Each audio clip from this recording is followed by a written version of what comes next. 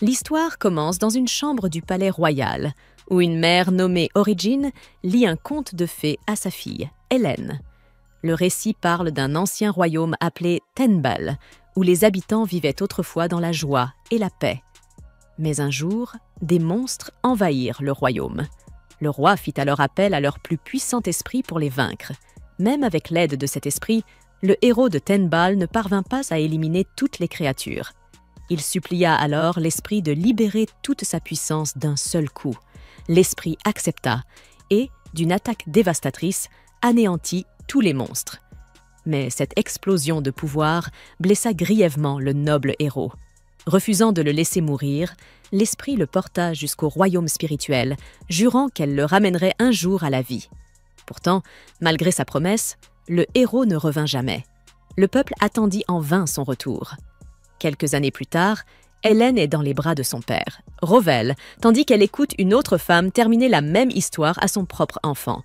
Quand ce dernier demande ce qu'il est advenu du héros, Hélène déclare avec assurance qu'il est déjà revenu. Mais son père lui intime de se taire. Alors qu'il commande quelques brochettes, Hélène lui demande quand il rentrera enfin à la maison. Rhovell lui répond que ce n'est pas si simple. Il prend la nourriture et s'éloigne, mais un homme reconnaît soudain son visage et l'interpelle. En un instant, la foule commence à murmurer. Pris de panique, Rhovell s'enfuit pour se protéger. Poursuivi par plusieurs hommes, il saute par-dessus une charrette et s'engouffre dans une ruelle sombre qui ne mène qu'à une impasse. Les poursuivants l'y acculent, heureux de l'avoir retrouvé.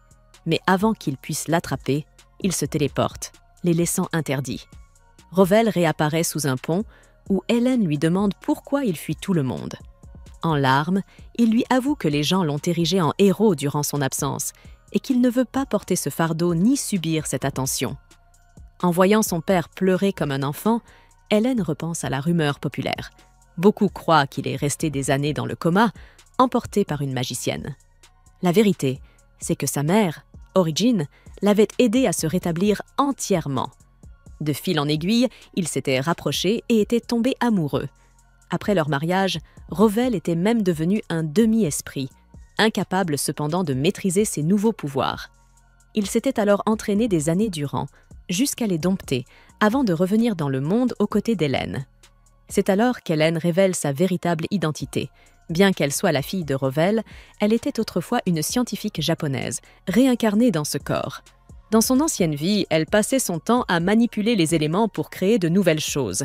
Mais par un destin inexplicable, elle s'était retrouvée projetée dans le monde d'Hélène. L'histoire commence dans une chambre du palais royal, où une mère nommée Origine lit un conte de fées à sa fille, Hélène.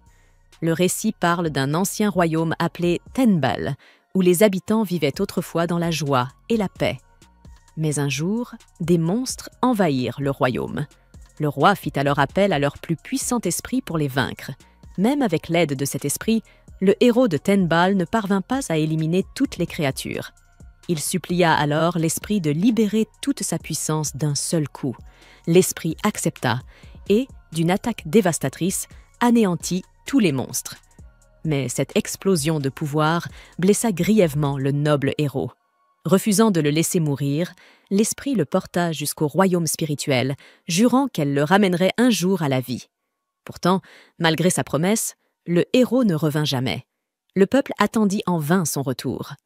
Quelques années plus tard, Hélène est dans les bras de son père, Rhovell, tandis qu'elle écoute une autre femme terminer la même histoire à son propre enfant. Quand ce dernier demande ce qu'il est advenu du héros, Hélène déclare avec assurance qu'il est déjà revenu. Mais son père lui intime de se taire. Alors qu'il commande quelques brochettes, Hélène lui demande quand il rentrera enfin à la maison. Rhovell lui répond que ce n'est pas si simple. Il prend la nourriture et s'éloigne, mais un homme reconnaît soudain son visage et l'interpelle. En un instant, la foule commence à murmurer. Pris de panique, Rhovell s'enfuit pour se protéger. Poursuivi par plusieurs hommes, il saute par-dessus une charrette et s'engouffre dans une ruelle sombre qui ne mène qu'à une impasse. Les poursuivants l'y acculent, heureux de l'avoir retrouvé. Mais avant qu'ils puissent l'attraper, il se téléporte, les laissant interdits. Rhovell réapparaît sous un pont où Hélène lui demande pourquoi il fuit tout le monde. En larmes, il lui avoue que les gens l'ont érigé en héros durant son absence et qu'il ne veut pas porter ce fardeau ni subir cette attention. En voyant son père pleurer comme un enfant, Hélène repense à la rumeur populaire. Beaucoup croient qu'il est resté des années dans le coma, emporté par une magicienne. La vérité, c'est que sa mère, Origine, l'avait aidé à se rétablir entièrement. De fil en aiguille, ils s'étaient rapprochés et étaient tombés amoureux. Après leur mariage, Rowell était même devenu un demi-esprit, incapable cependant de maîtriser ses nouveaux pouvoirs. Il s'était alors entraîné des années durant, jusqu'à les dompter, avant de revenir dans le monde aux côtés d'Hélène. C'est alors qu'Hélène révèle sa véritable identité. Bien qu'elle soit la fille de Rowell, elle était autrefois une scientifique japonaise, réincarnée dans ce corps. Dans son ancienne vie, elle passait son temps à manipuler les éléments pour créer de nouvelles choses. Mais par un destin inexplicable, elle s'était retrouvée projetée dans le monde d'Hélène. Rowell comprend enfin où Alberto voulait en venir. Il attend de lui qu'il chasse Agiel.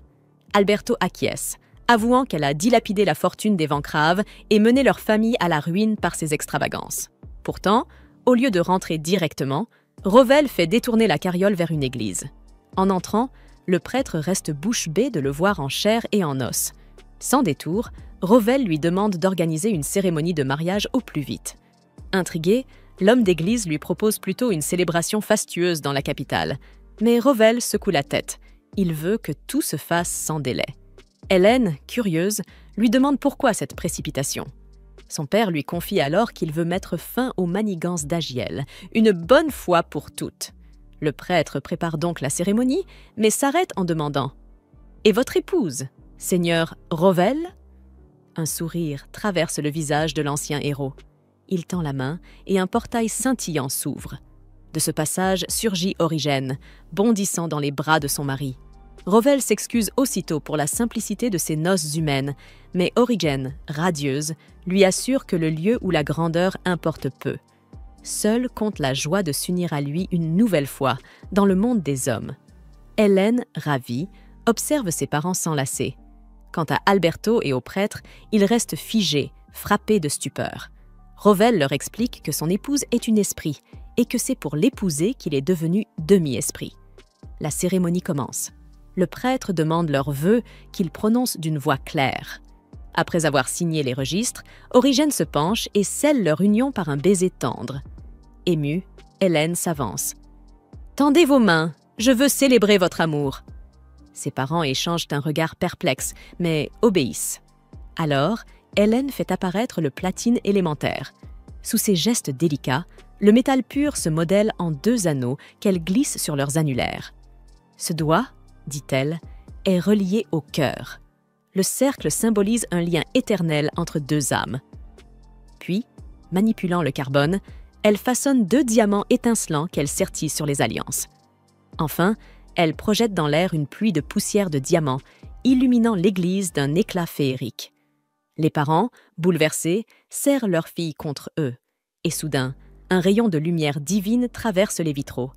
2 silhouettes apparaissent. Les déesses jumelles Val et Vol, souveraines de ce monde, venues bénir cette union hors du commun. Mariage. Avec l'approbation des 2 esprits, le prêtre confirme officiellement leur union, et Hélène est heureuse de pouvoir manipuler tous les éléments grâce à son pouvoir tricheur, la regardant accomplir des miracles. Alberto est encore plus surpris par la mystérieuse fille de Rowell. Avant que tout le monde ne parte, Hélène offre les diamants restants en cadeau au prêtre. Elle court vers ses parents et dit à Rowell qu'il avait l'air cool, ce qui le rend tout fier. Son sourire effrayant gâche l'humeur d'Hélène, qui commence à fixer Alberto, silencieux. Il la félicite rapidement pour son mariage. Rowell accepte ses félicitations avant de dire à Origène d'emmener Hélène dans le royaume des esprits. Voyant la confusion d'Hélène, il lui explique qu'Agiel pourrait se fâcher de sa présence. Rowell dit à sa fille qu'elle peut simplement le regarder à travers un miroir magique, et Origène acquiesce. Lorsque Origène mentionne qu'elle voudrait réduire Agiel en cendres, Hélène est surprise de voir que ses parents détestent autant cette femme. Rowell lui explique qu'Agiel est son ennemi et confie aussi qu'il craint que la famille royale tente de lui arranger un mariage. Alberto se sent mal à l'aise, car Hélène est encore une enfant, mais Rowell dit qu'il ne veut pas prendre de risques avec son apparence adorable. Une fois son explication terminée, Origène prend congé de son mari, et il monte dans le carrosse avec Alberto. Cependant, Rowell prend peur et commence à revenir vers sa mère. Alors Origen lui dit de se ressaisir et de finir ses affaires. Après que Rhovell soit enfin reparti, ils entrent ensemble dans le royaume des esprits et trouvent un miroir magique pour observer l'aventure de Rhovell. Dans le carrosse, Alberto se sent mal pour Rhovell. Connaissant le caractère toxique d'Agiel, il se souvient qu'elle l'avait en quelque sorte forcé à l'épouser et qu'elle le traitait comme de la poussière ensuite. Alors que le comportement d'Agiel s'aggravait encore, Rhovell en eut assez d'elle jusqu'à ce que les monstres envahissent la ville. Cela lui donna l'occasion de rompre leur fiançailles sous prétexte qu'il pouvait perdre la vie. Mais Agiel s'énerva et l'envoya en première ligne avec son père en guise de punition.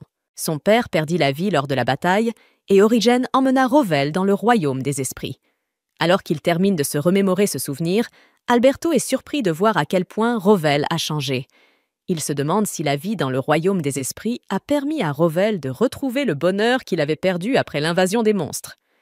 Serrant les poings, Alberto s'excuse auprès de Rhovell de ne pas avoir pu maîtriser Agiel. Rhovell sait à quel point elle peut être déraisonnable, alors il ne blâme pas son fidèle garde pour cet échec, affirmant qu'il est également responsable d'avoir laissé Alberto seul. Il lui dit d'arrêter de se sentir coupable. Alors que leur carrosse continue à travers la ville, la famille Van Kreft installe des drapeaux partout pour accueillir leur héros, Rhovell. Voyant les drapeaux, les habitants commencent à se rassembler et à célébrer le retour de Rhovell. En les regardant fêter, Rhovell esquisse un sourire et leur carrosse atteint bientôt le manoir familial où une foule s'est rassemblée pour le voir. Lorsque les portes s'ouvrent, le carrosse s'arrête à l'entrée du manoir. Rhovell et Alberto descendent et le héros s'avance pour saluer la foule.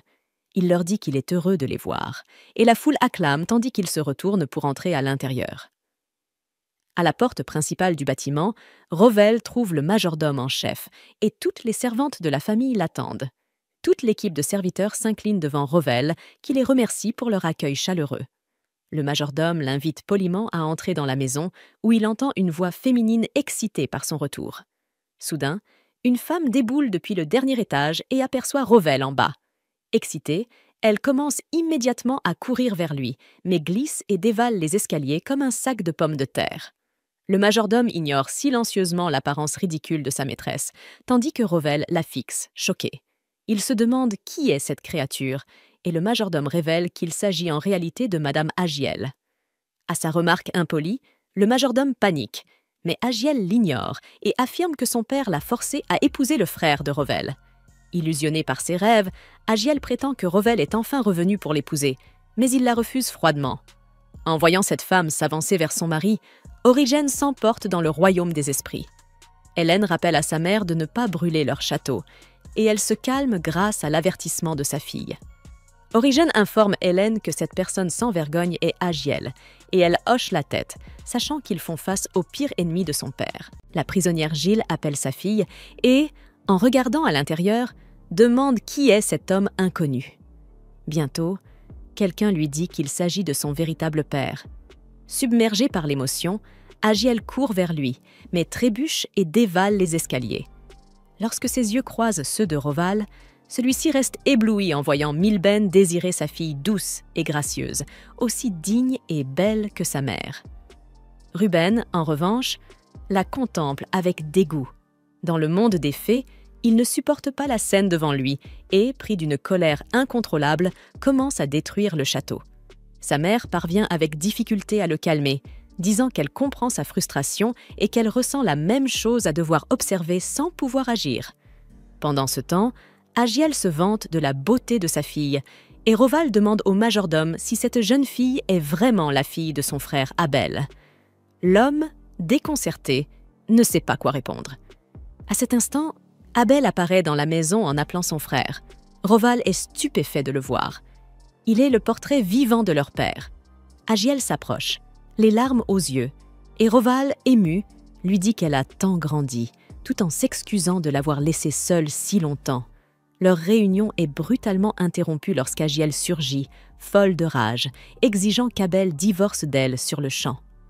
Face à la fureur de son épouse, Abel lui demande avec indignation comment elle a pu dépenser toute la fortune familiale pour ses luxes personnels, alors que cet argent devait revenir au peuple.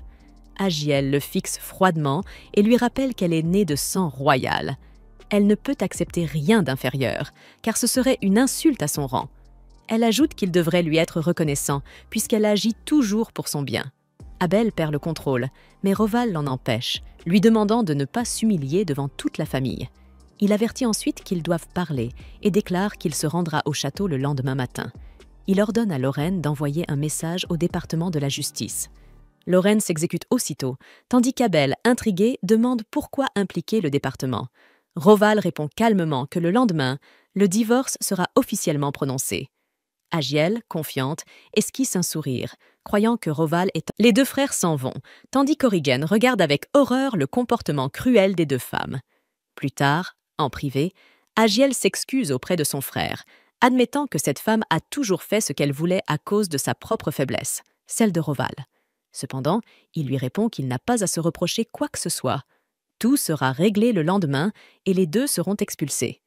Agiel demande alors, d'un ton hésitant, s'ils expulseront aussi la jeune fille, avouant qu'il ne sait même pas si elle est réellement sa fille, car le jour du mariage, il était ivre de désespoir. Roval comprend que son frère a été victime d'un piège, et Agiel confirme sans honte que la jeune fille n'est pas sa fille. Roval songe qu'elle dit peut-être cela seulement pour fuir ses responsabilités, mais que cela pourrait malgré tout leur être utile. Il le prévient toutefois qu'au moment d'enregistrer le divorce, il faudra présenter une raison et lui conseille de garder le silence, car Agiel finira par se condamner elle-même par ses mensonges. Agiel acquiesce et le remercie, tandis que Roval s'excuse à nouveau, se sentant coupable de l'avoir laissé si longtemps seul à défendre l'honneur de la famille, au prix de son propre bonheur. Abel lui demande alors où il était passé pendant tout ce temps. Roval lui raconte qu'il a vécu dans le royaume spirituel, où il a épousé une femme très importante. Origène, la reine des esprits. Il lui révèle également qu'ils ont eu une fille nommée Hélène. Puis, il demande au majordome Lorraine de garder ce secret jusqu'au moment opportun. Ému, Abel confesse qu'il a lui aussi eu une fille avec la femme qu'il aime, mais qu'il doit les cacher. Roval comprend et l'encourage à les ramener chez eux une fois les sorcières parties. Abel hésite. Sa bien-aimée n'appartient pas à la noblesse. Malgré cela, Roval lui assure qu'il fera tout ce qu'il peut pour qu'ils puissent rester ensemble, quel que soit le jugement de la société. Épuisé, Abel demande à son frère de prendre la direction de la maison, avouant qu'en 10 ans, il a prouvé qu'il n'en était pas digne. Roval refuse, expliquant qu'il est désormais à moitié esprit et que le monde des humains doit être dirigé par des humains. Abel insiste, affirmant que les humains et les esprits peuvent coexister, le suppliant de ne pas l'abandonner une fois de plus.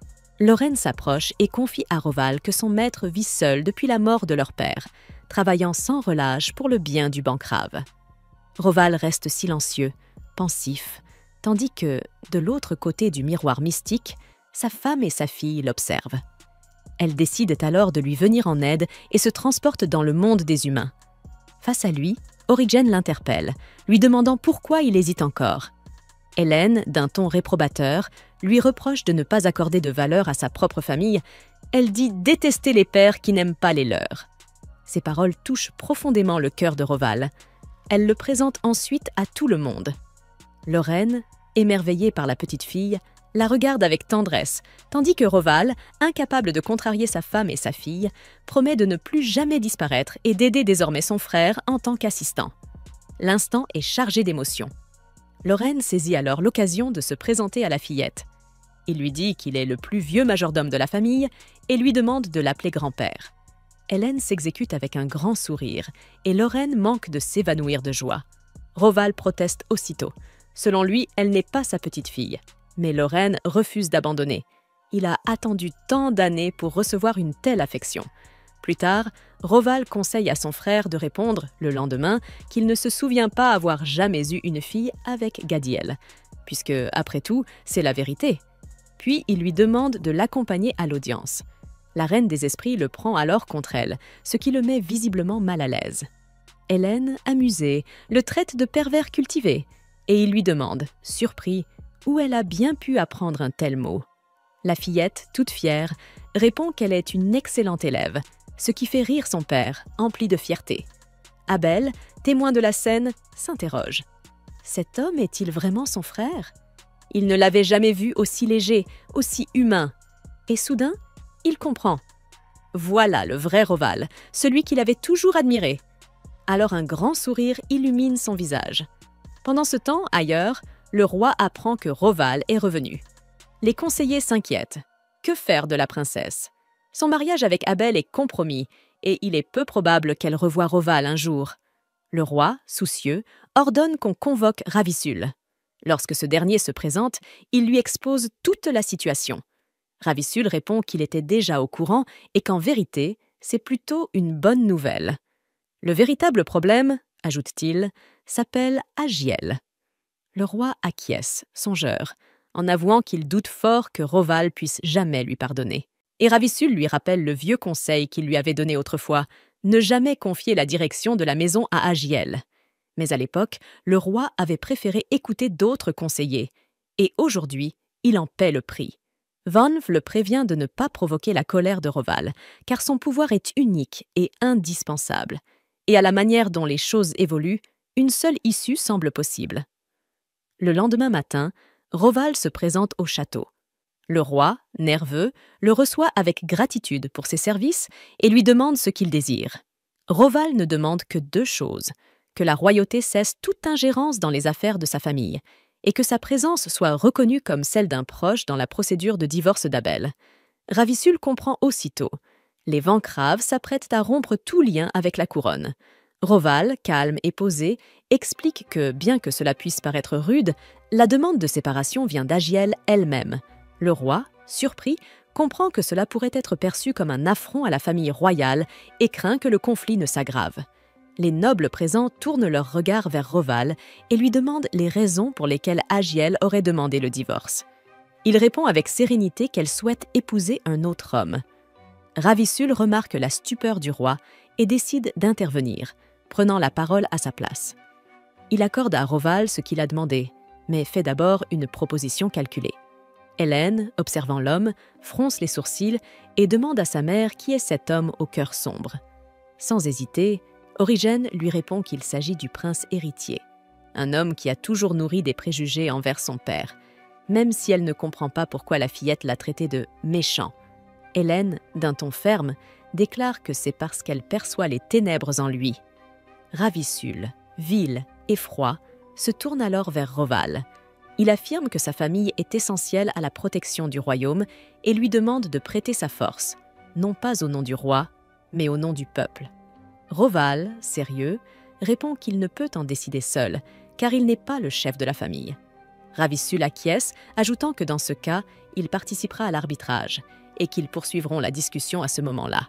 Il remercie ensuite Roval pour ses services et quitte la salle, laissant derrière lui une atmosphère lourde et silencieuse. Intriguée, Hélène remarque que Ravissul dégage une énergie sombre. Origine esquisse un doux sourire avant de répondre. Elle lui raconte qu'il y a de nombreuses générations, un roi semblable à Ravissul régna sur le royaume, un homme obsédé par le pouvoir des esprits, au point de tenter de la convoquer afin de les soumettre à sa volonté. Cet acte profana l'équilibre sacré et provoqua la colère des esprits. En représailles, la lignée royale fut maudite. Depuis ce jour, chaque année, la famille tient le Festival des Esprits, espérant obtenir un pardon qu'elle a depuis longtemps perdu. Mais au fil des siècles, les descendants ont oublié la véritable cause de cette colère. Le rituel n'est plus qu'une coquille vide, une tradition privée de sens. Seul un homme osa questionner cette hypocrisie. Il demanda comment ils pouvaient espérer le pardon des esprits en leur adressant des prières dénuées de sincérité. Cet homme, c'était le père d'Hélène. Depuis son enfance, il cherchait toujours à comprendre le monde selon la perspective des esprits. En se remémorant ses souvenirs, Origène laisse échapper un rire doux. Elle avoue que c'est ainsi qu'elle est tombée amoureuse de lui et qu'elle l'a même forcé à signer un contrat avec elle. Hélène, un peu gênée, lui demande alors quel âge il avait à l'époque. Origine éclate de rire, 7 ans à peine. Pendant ce temps, dans le monde des humains, le procès de divorce d'Agiel touche à sa fin. Le jury, après avoir examiné les preuves présentées par Roval, conclut que la séparation est souhaitée par les 2 parties. Mais la requérante officielle demeure Agiel. Fière, elle confirme et déclare qu'elle compte se remarier, avec son ancien fiancé revenu pour la réclamer. Le juge l'interrompt et précise que cet engagement a déjà été annulé. Agiel hausse les épaules, indifférente, affirmant que cela n'a aucune importance. Roval est revenu pour elle et pour leur fille. Roval intervient aussitôt, d'une voix glaciale. Il explique que c'est impossible. Il a passé 10 ans dans le royaume spirituel et Émile n'a que 8 ans. Il ajoute que la fillette n'est pas la fille d'Abel, une vérité qu'Agiel elle-même avait reconnue devant la famille. Sur la base de ces faits, le juge prononce le divorce. Il déclare qu'Agiel a violé ses vœux conjugaux par son infidélité et sa mauvaise gestion des finances du foyer, rompant ainsi le serment de soutien mutuel. Mais malgré la sentence, un sourire victorieux flotte encore sur les lèvres d'Agiel. Dans son esprit, elle se croit déjà libre, prête à recommencer une nouvelle vie auprès de Roval. Souhaitez-vous que je traduise la suite, celle où elle découvre la sentence divine de Baal, dans le même style? Pas convaincue qu'elle pourra désormais épouser Roval, Agiel relève la tête avec assurance. Mais le juge poursuit, implacable. Il l'informe qu'elle n'a plus le droit de se remarier. Agiel pâlit, la panique envahissant ses traits. Elle exige de savoir pourquoi, lorsqu'un cercle magique se forme soudain sous ses pieds. Des chaînes lumineuses s'élèvent, l'enserrant tandis que des symboles ardents se gravent sur sa peau. Autour d'elle, les gens tombent à genoux, terrifiés. Ils reconnaissent le jugement divin de Baal. Le décret est sans pitié. Agiel ne pourra plus jamais approcher un autre homme. Désespérée, elle court vers Roval, implorant son aide, mais une barrière magique la repousse brutalement. Le regard glacial, il lui rappelle qu'elle est désormais interdite même de le toucher. Sans issue, Agiel se tourne vers son père, le suppliant à genoux. Mais celui-ci secoue lentement la tête, la honte dans les yeux. « Jamais je n'aurais imaginé que tu nous couvrirais d'un tel déshonneur. » Obstiné, jusqu'au bout. La séance prend fin. Sous le regard de la foule, Agiel s'effondre, tremblante, écrasée par le poids de son propre destin. De loin, Origen observe la scène et s'interroge. Pourquoi le jeune prince est-il resté muet, se contentant de regarder sans intervenir? La scène change alors. Dans les appartements royaux, Roval se tient devant Ravissule. « Tout s'est-il passé comme prévu ?» demande-t-il d'un ton froid. Le prince acquiesce, un sourire satisfait aux lèvres. Il confirme que sa sœur a enfin été neutralisée et que leur père devra assumer la responsabilité de ses actes, ce qui, sans doute, le forcera bientôt à abdiquer. Roval le fixe, son expression impénétrable. « J'ai découvert que j'avais une famille et une fille adorable, » dit-il avec ironie. « Ne voudrais-tu pas, toi aussi, rencontrer ton fils ?» Ravissule le regarde avec mépris. Roval serre les poings, la colère montant. « Assez joué !» gronde-t-il. « Tu as déjà reçu la récompense promise par le roi. Reste loin de la famille Van. » Mais Ravissule se contente de répondre calmement. « Je compte simplement me retirer, pour un temps. » Roval le fixe un instant, puis réplique d'une voix glacée. « Fais donc en sorte que ce soit définitif. » Quelques secondes plus tard, il se téléporte chez lui, encore brûlant de rage, et ordonne à Lorraine de convoquer Alberto sur le champ.